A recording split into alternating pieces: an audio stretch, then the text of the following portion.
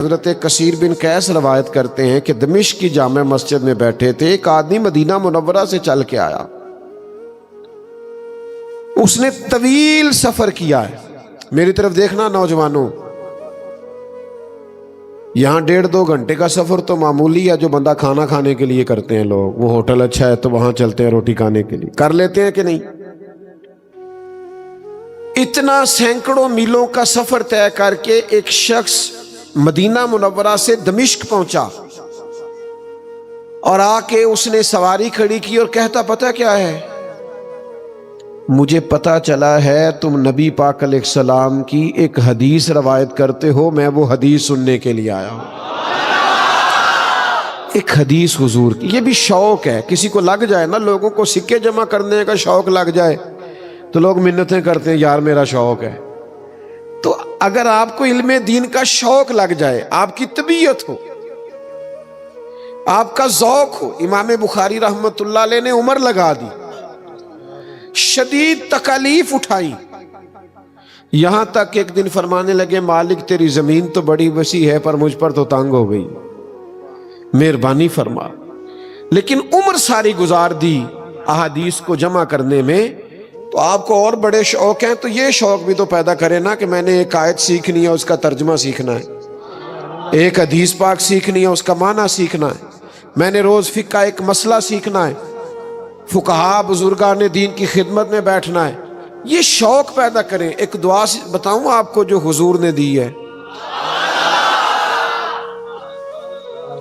دعائیں کراتے ہو نا پیروں سے، بزرگوں سے، ماں باپ سے، اور اگر دعا مل جائے نبی پاک صلی اللہ علیہ وسلم سے، حضور سے اگر دعا مل جائے، اجابت کا جوڑا عنایت کا صحرا، دلہن دلہن دلہن بن کے نکلی دعائے محمد، اور اجابت نے جھک کر گلے سے لگایا بڑی ناز سے جب دعائے محمد صلی اللہ تعالی علیہ وسلم۔ کیوں کہ خدا کی رضا چاہتے ہیں، دو عالم خدا چاہتا ہے رضائے محمد صلی اللہ تعالی علیہ وسلم۔ حضور نے دعا دی ہے، نبی کریم علیہ السلام دعا دیتے ہیں، کریم فرماتے ہیں اے اللہ اس کے چہرے کو تر و تازہ رکھنا جو میری حدیثیں یاد کر کے آگے بیان کرتا ہے۔ یہ کتنی عظیم دعا ہے۔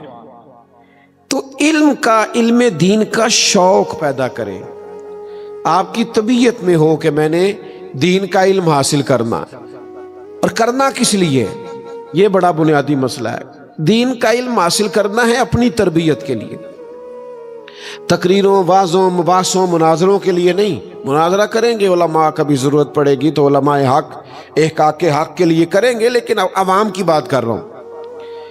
ہم پتہ کیا کرتے ہیں، مجھ سے ایک طالب علم نے کہا میں مطالعہ کرنا چاہتا ہوں، کہاں سے شروع کروں؟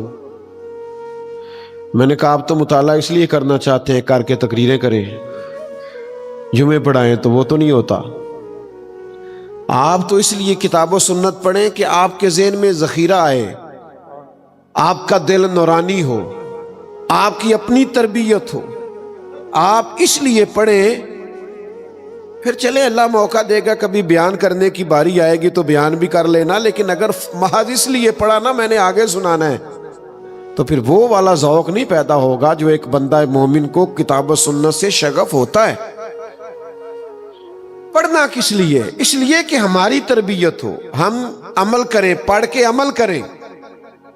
پرانے لوگ کوئی چیز سیکھتے تھے پھر اس پر عمل کرتے تھے۔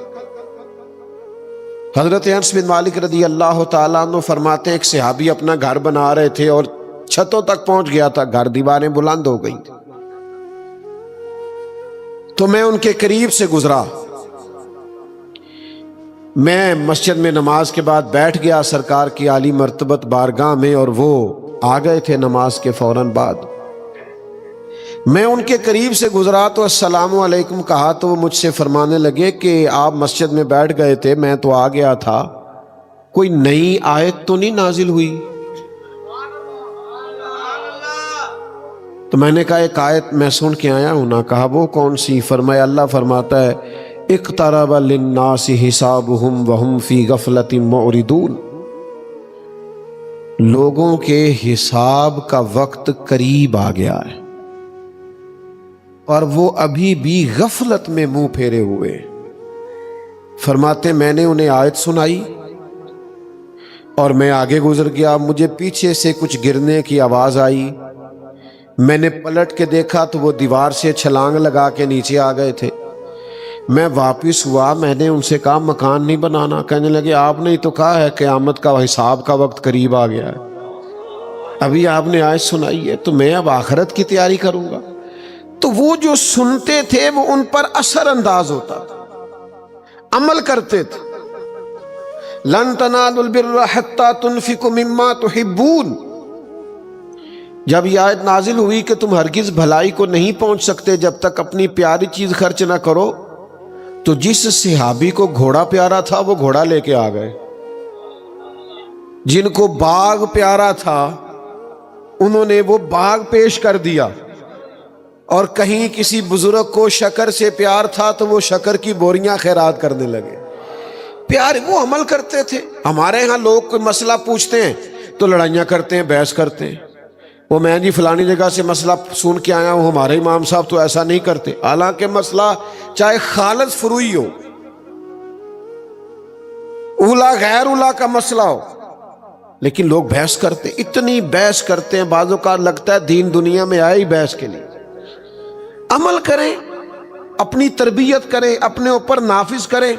سنو, نبی کریم علیہ الصلوۃ والسلام نے فرمایا جس نے دین کا علم اس لیے حاصل کیا کہ اس سے دنیا کمائے گا یا علماء سے بحث کرے گا, یا ایک جگہ فرمایا جاہلوں پہ روب جمائے گا. جس نے دین کا علم دنیا کے لیے حاصل کیا, فرمایا اس بندے کو اللہ جنت کی خوشبو بھی عطا نہیں کرے گا. یہ تو آپ کو عمل کے لیے حاصل کرنا چاہیے, اور گہرائی کے ساتھ حاصل کرنا چاہیے, اور شوق کے ساتھ حاصل کرنا چاہیے, اور آپ کے اندر خاص طلب ہونی چاہیے. یہ واعظ و نصیحت سننا, جمعہ پڑھنا, بیان سننا, اس کے لیے خاص طلب اور ذوق طبیعت میں مچلنا چاہیے. لیکن وہ ہم ہر چیز کو روایتی لیتے ہیں, ہمارا مزاج نہیں ہوتا.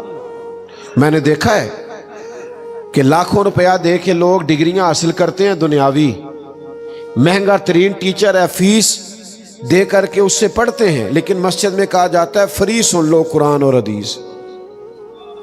لوگ موٹیویشنل اسپیکر کے پاس جاتے ہیں, کئی ہزار کی سیٹ بک کراتے ہیں آگے بیٹھنے کے لیے, اور پھر گھنٹہ 2 گھنٹہ کا لیکچر سنتے ہیں تاکہ طبیعت کسی طرف مائل ہو.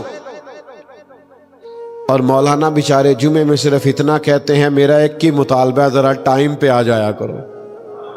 لیکن ہمارا ارادہ ہی نہیں بنتا, وہ ذوق ہی نہیں, وہ شوق ہی نہیں, مزاج کے اندر وہ طلب نہیں جو ہونی چاہیے.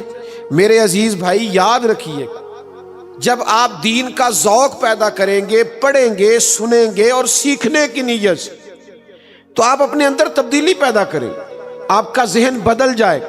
اس لیے کہ جتنا موٹیویٹ کسی کو حضور کی باتیں کر سکتی ہیں نا, دوسری کسی کی کر سکتی نہیں ہے. تو آپ اس کو سمجھ لیں کہ جب تک آپ مزاج نہیں پیدا کرتے, علم کا ذوق نہیں پیدا کرتے, سیکھنے کی طبیعت نہیں بناتے, اتنی دیر تک لطف آ سکتا.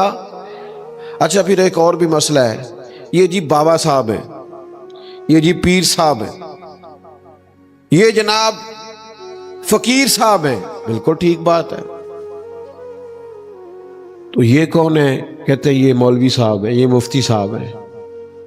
آپ مجھے سچ بتائیں کہ 500 دانے والی تسبیح دے کے ایک بابا صاحب کو اس پلر کے ساتھ بٹھا دیا جائے, اور فقہ کی کوئی کتاب دے کے مفتی صاحب کو اس پلر کے ساتھ بٹھا دیا جائے, تو زیادہ لوگ کدھر جاتے ہیں؟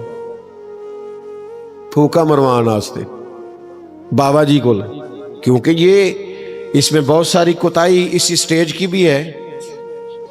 مجھے معاف کیا جائے تو یہاں سے بھی فلانا فقیر ہوتا ہے, تو فلانا یہ ہوتا ہے, تو فلانے کی یہ کرامت ہوتی ہے. کبھی اس فقیر سے بھی پوچھو, اس نے بھی کسی عالم کی عظمت بیان کی ہے؟ سوال ہی نہیں پیدا ہوتا. اور میں علماء سے بھی اکثر کہتا رہتا ہوں, آپ احساس کمزوری کا شکار نہ ہوا کریں. کسی بھی جاہل کو بلا کر کے آپ کہیں کہ اب سارا کچھ آپ کی سرپرستی میں چلے گا, ایسا نہیں. آپ ہی کی سرپرستی ہے جن کو پڑھنا پڑھانا آتا ہے. تو ہمیں بھی کسی جگہ سٹینڈ لینے کی ضرورت پڑے گی۔ ہمارا رویہ کیا ہے کہ وہ جی ادھر بابا جی بیٹھے ہیں لہذا ساری دنیا ادھر جا رہی، بابا جی سرکار ہے۔ میرے پاس ایک صاحب نہ اکثر آیا کرتے تھے اور اپنے پیر صاحب کی نہ ہر روز کوئی 1.5-2 کرامتیں سنا جاتے تھے ڈیلی۔ تو بڑا مسئلہ ہوتا ہے، یہ آپ کہہ بھی نہیں سکتے، اخلاق بھی اجازت نہیں دیتا۔ تو ایک دن ان کے بھائی سے نہ غلطی ہو گئی، اپنی بیوی کو 3 طلاقیں دے بیٹھے، تو صبح صبح دوڑے دوڑے آئے، کہنے لگے حضرت صاحب وہ پرا نے 3 طلاقاں دیتی ہیں نے ان کی بنے گا۔ میں کہا پیراں نوں پوچھ مسئلہ، مینوں جو 2 کرامتاں روز سنا جانا ہے انہوں نے پوچھ۔ کہندا جی انہوں نے میں پوچھیا سی، کہندے سن کسی عالم نال گل کر۔ میں کہا سبحان اللہ، اور فتویٰ میرا نہیں حضرت سلطان باؤ کا ہے، حضرت سلطان باؤ کا فتویٰ ہے۔ سلطان صاحب کہتے ہیں بانج علموں جو کرے فقیری او کافر مرے دیوانہ ہوں، کافر مرے۔ حالانکہ بڑا ڈاڈا فتویٰ دیتا ہے سلطان صاحب، سیدھا کافر ہی آختہ نے، نہ گمراہ نہ کچھ اور، سیدھا کافر ہی۔ بانج علموں جو کرے فقیری، وہ کسی اردو کے شاعر نے کہا تھا علم ہی نہیں جب تم میں تو عمل کیا ہوگا، جس خیاباں میں شجر ہی نہیں وہاں پھل کیا ہوگا۔ پہلے درخت تو لگا لو، پھل پہلے علم تو سیکھو پھر ہی عمل کرنا آئے گا۔ تو میں نے کہا پیر صاحب سے پوچھ، کہنے لگے وہ کہہ رہے تھے کسی عالم سے بات کرنا۔ میں نے کہا کمال نہیں ہو گئی، کرامتیں ساری ان کی ہیں اور پتہ ان کو چھوٹے سے مسئلے کا بھی نہیں ہے، اور یہ زیادہ تر جاہل پیروں کی کرامتیں زیادہ ہوتی ہیں۔ اس کی وجہ یہ ان سے کسی نے سوال ہی نہیں کرنا۔ عالم تو کوئی ذرا بھی بات کر دے تو لوگ کہتے ہیں دلیل دو بھائی، اور بنتی بھی ہے پوچھنا، اس لیے کہ وہ ظاہر ہے بات کر رہے ہیں۔ تو عالم سے لوگ سوال کرتے ہیں اس لیے، کوئی عالم پیر ہونا، پیر بھی ہو عالم بھی ہو تو کرامتیں تھوڑی ہوتی ہیں، کیونکہ کوئی دلیل سے بات کرنی ہے، اور جاہل نے دلیل ہی کوئی نہیں دینی۔ جیڑے محرم راز حقیقت دے او تے راز حقیقت کھول دے ہی نہیں، اے جنہ ویکھیا نہیں او کرن گلاں، جنہ ویکھ لیا او تے بول دے ہی نہیں۔ تو جاہل ہے تو کرامتیں بڑی ہیں۔ تو علم بنیاد ہے، سیکھنا سکھانا، پڑھنا پڑھانا، سمجھنا، تربیت پانا، یہ اصل ہے۔ ہمارے ہاں تو بابا صاحب بیٹھے ہوں اور عالم بیٹھے ہوں تو لوگ بابا صاحب کی طرف جاتے ہیں نا، لیکن جو نبوی تربیت ہے نا، جو نبی پاک صلی اللہ علیہ وسلم نے ہمیں سکھایا ہے، وہ یہ ہے کہ حضور مسجد میں تشریف لائے، 2 حلقے بنے ہوئے تھے، ایک ذکر اذکار کر رہے تھے، ایک تعلیم و تعلم میں مشغول تھے۔ محبوب بیچ میں کھڑے ہو گئے، فرمایا دونوں ہی خیر کا کام کر رہے ہیں، لیکن فرمایا مجھے چونکہ معلم بنا کے بھیجا گیا ہے، لہذا حضور خود اس حلقے میں بیٹھے جہاں پڑھایا جا رہا تھا۔